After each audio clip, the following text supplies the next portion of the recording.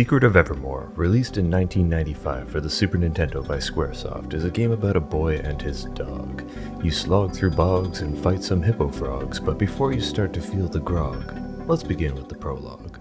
The year is 1965. The place? Podunk, USA. A gathering of scientific relevance is happening in a large mansion-like structure. Something goes horribly wrong, and time skips ahead 30 years to the far-off year of 1995. We're introduced to our protagonist, me. Well, you if you decide to play this game, but for the time being, it's me. I enter the mansion to find some crazy-looking machines, but my dumbass dog chews on the wires and sends us to an unknown location. I'm given a bazooka and told to use the escape pod, but it crashes almost immediately into the ground. I rise from the wreckage, and along with my dog, who is sporting a new look, we're left to fend for ourselves in a prehistoric jungle. The escape pod is shot, and the bazooka cracked in half under the massive weight of my ass, so I guess I'll need to make do with the best weapon my dog can find. A bone. It's here that we're introduced to the main mechanics of the game. This is an action RPG where you move and attack at your leisure, however the gauge at the bottom is your stamina and affects the way your attacks will play out. Allowing it to charge to 100% will inflict a normal swing, but you can attack more quickly at the cost of doing less damage. Once you level up your weapons a bit, you can perform a charged attack that hits much harder, but it's quite slow and can leave you open to some of the faster enemies. You'll need to manage your resources to maximize your power while keeping yourself alive. Your dog typically follows you around and will attack nearby enemies and has a basic AI that can be customized in the menu. He will also sniff out nearby points of interest, which can lead you to treasure boxes as well as alchemical ingredients, but more on that later. We make our way to the nearby village, and after completely smoking a horde of rappers, we explore the village for some new gear and goodies, as well as meet the person in charge, Fire Eyes. She tells us that we're on Evermore, and she may know a thing or two about Podunk, but the local alchemist has gone missing. He was last seen in a place called Bugmuck, and she tasks us with returning him to the village in exchange for information. Well, as Captain Leaf Meldrock says in Mars Needs Lumberjacks, I'm ready for anything. Before we go, she also gives us our first alchemy spell, Flash. Alchemy works like magic does in other RPGs, but with one key difference. You don't use MP or the like to cast it. Instead, you require alchemical ingredients, which can be bought at various stores, found in chests, or more commonly sniffed out by your dog. There are invisible locations everywhere that house various types of ingredients, so it's great practice to let your dog get the scent and follow him around. It can be a bit finicky to pick up things in certain locations, but if you mash the button while moving around, you should have no trouble finding most of the ingredients.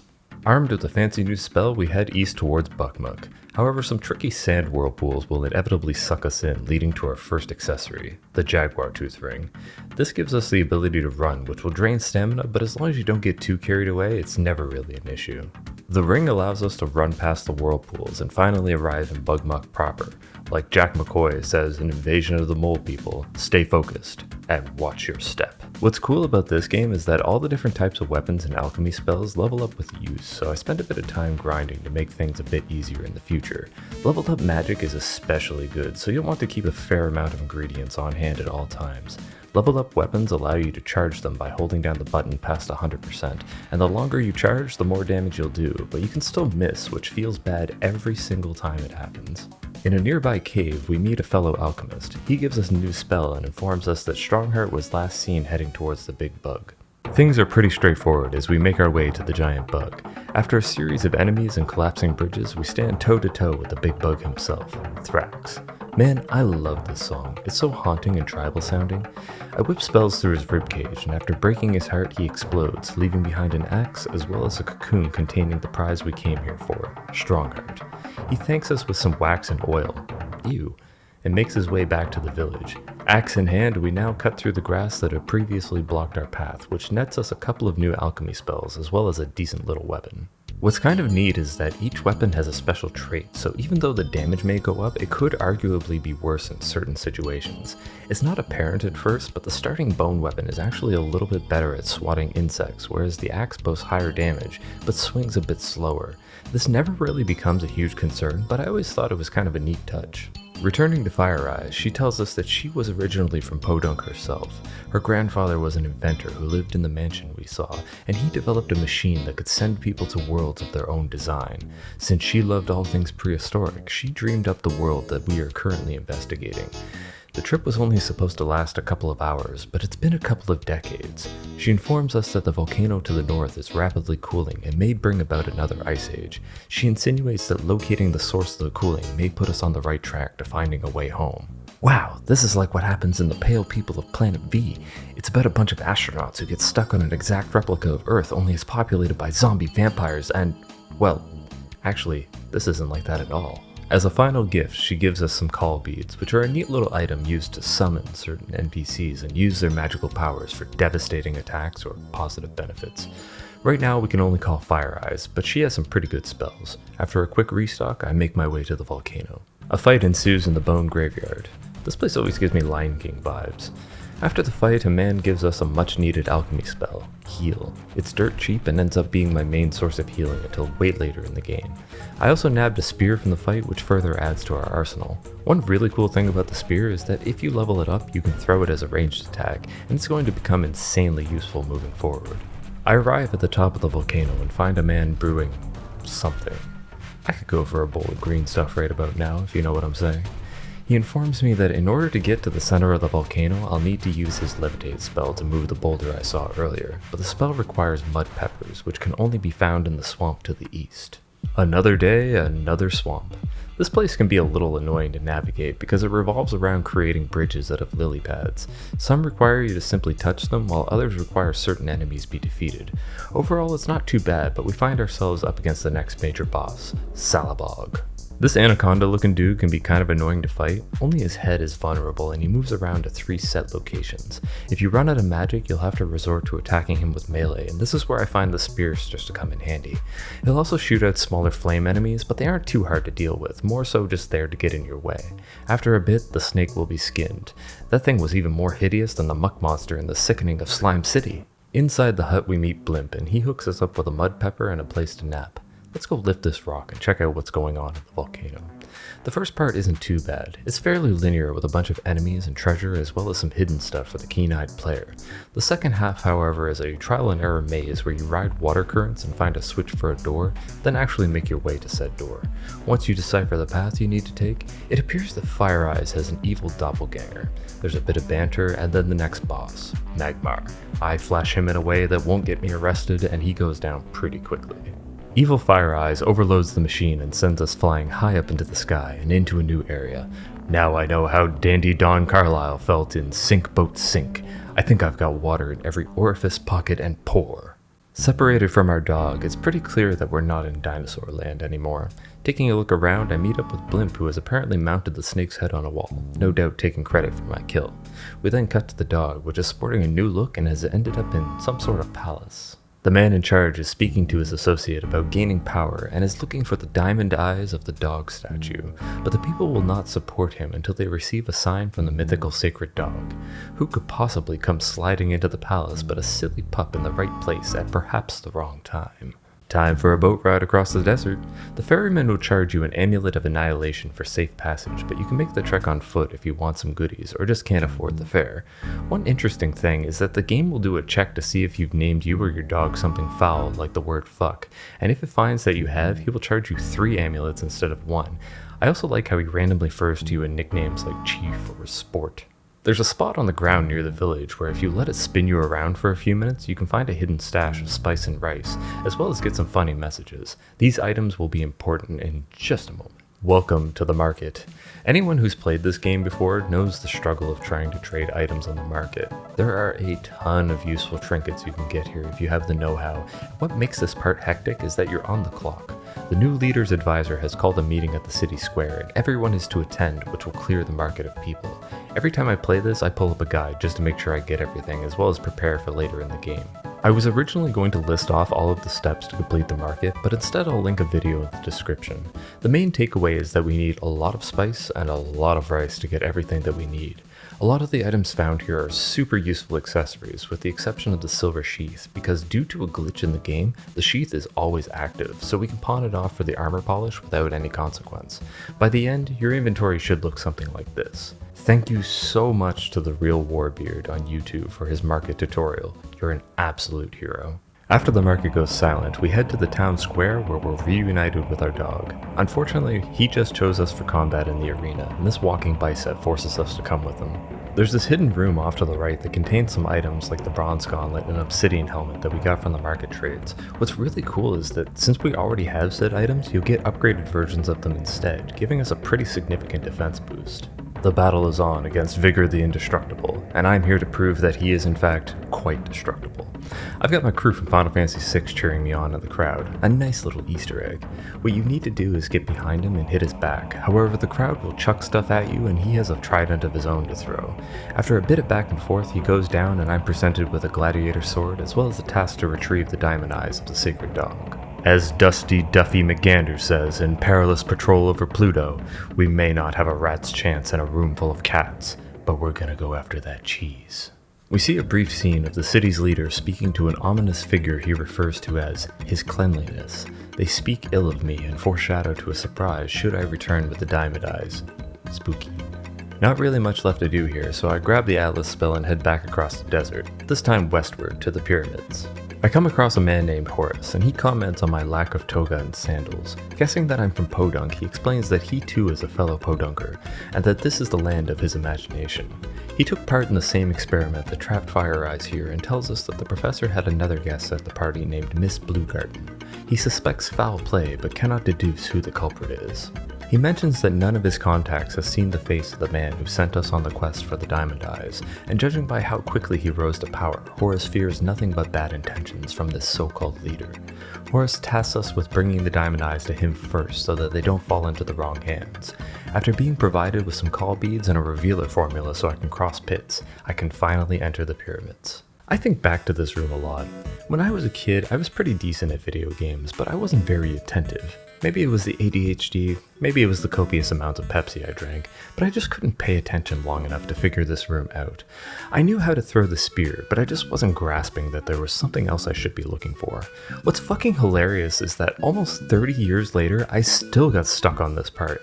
I never once thought to use the spell that I just fucking received to find hidden paths to, I don't know, look for hidden paths? In fact, I checked every wall multiple times and did an entire other pyramid before coming back here and trying the spell. You can almost hear the slapping sound of my hand hitting my forehead. Pepsi. Not even once. The rest of the pyramid goes off without a hitch, and I finally find the bronze spear needed to cross the gap to make it to the boss. Side note, I've spent a decent amount of time leveling up my basic spells, and every time I come across a merchant, I rinse them of their alchemical ingredients. This gives me the ability to spam all sorts of spells and get lots of casting experience on the way. This guy does not understand how fucked he is right now. I've got a pocket full of hocus pocus. I got a backpack full of boom. My pants are literally exploding at the seams. I call this one the 7 Flash Royal Flush.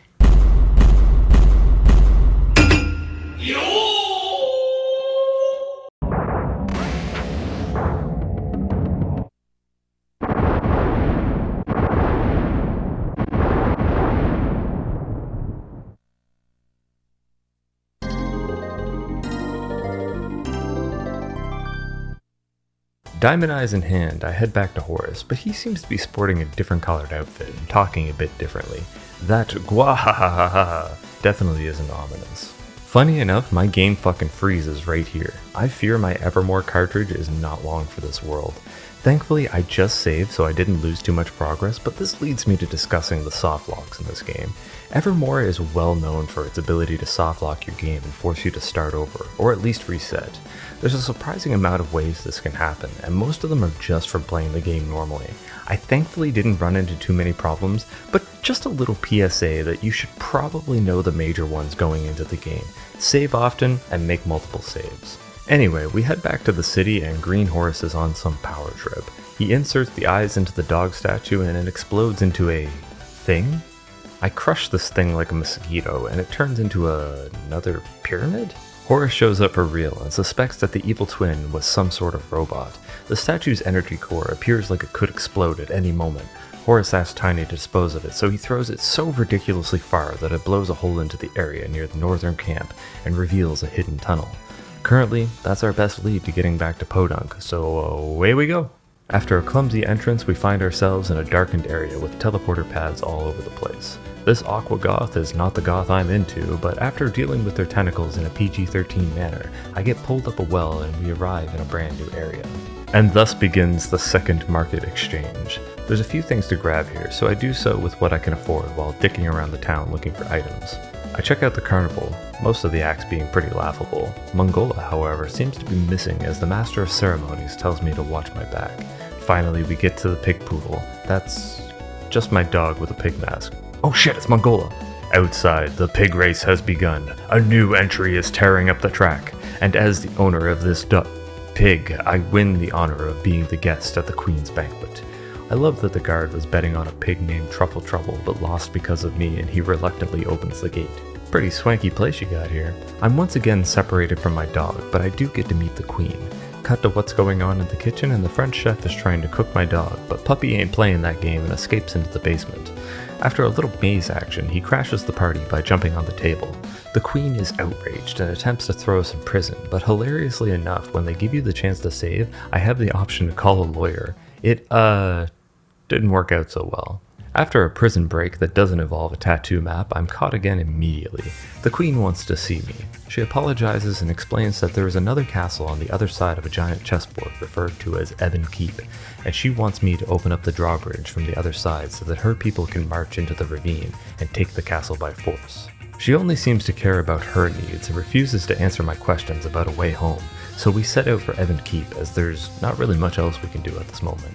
I make it to the chessboard and I'm ambushed by a foot knight. Unfortunately for him, I'm too stupid to play chess, so I play alchemical checkers and fuck his shit up by somehow combining the fireball spell with flash to make this unholy mess that glitches out the color palette and turns my fireballs black and white. Oh hey, it's that power core. That will probably be relevant later. Thus begins the ravine, probably the most annoying maze in the game. You can kind of bumblefuck your way through here if you're patient, but I highly recommend using a map as there's some stuff to find along the way. What you're supposed to do is follow the owls, but let's be honest, the map is probably just a better way to do it. After finally getting to the other side, I smoke puff the dragon for a new spear and enter Ebon Keep through a drained out sewer. This place is pretty deserted, but I come across a familiar face. Anyone who's played Final Fantasy IV should know who this is. There are Final Fantasy references all over the place in this game, and I love it. Regardless, I tell him I know of his exploits, and he hooks me up with a slight discount on some new armor. He also hooks me up with a bazooka of all things, but only has a single shot for it. Cheap ass. I guess I'm stuck throwing spears for now.